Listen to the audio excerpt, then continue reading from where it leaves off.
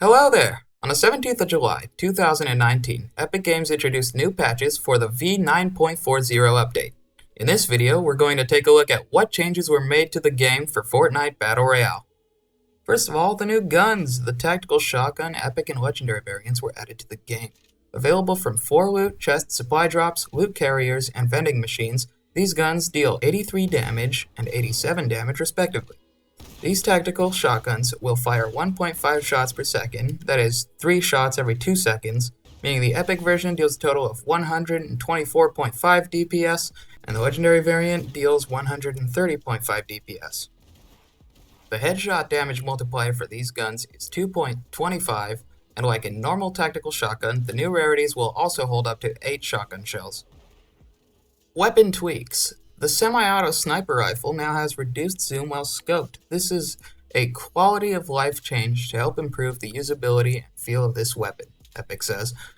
The combat shotgun got some changes too. First of all, the headshot multiplier was reduced from 1.7 to 1.5, meaning headshots with the combat should on average deal about 5 to 15 damage less each time.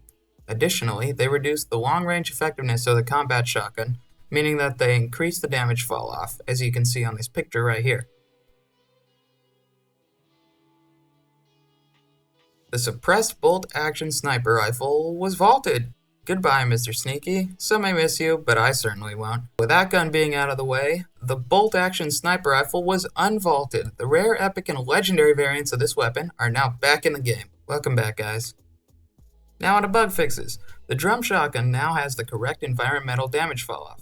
And they also fixed a bug in which a launch pad couldn't be destroyed by a pickaxe, because everyone does that. Picking up an item that fills a stack and creates an overflow will no longer result in the currently equipped item being dropped.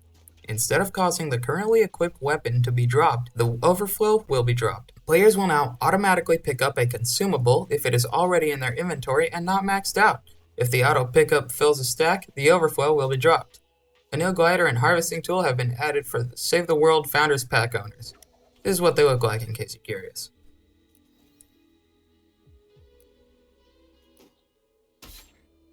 Now on to bug fixes. Now there are a lot of these, so I'm only going to go through a few more important ones. If you're interested in reading all of them, check the first link in the description, after the video, not now.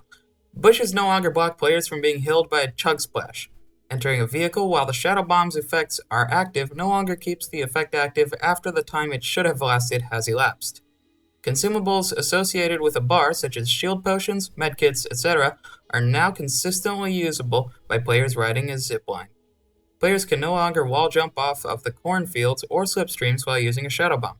To prevent players from exploiting the deep dab emote, it now has a delay before players are able to shoot after starting it.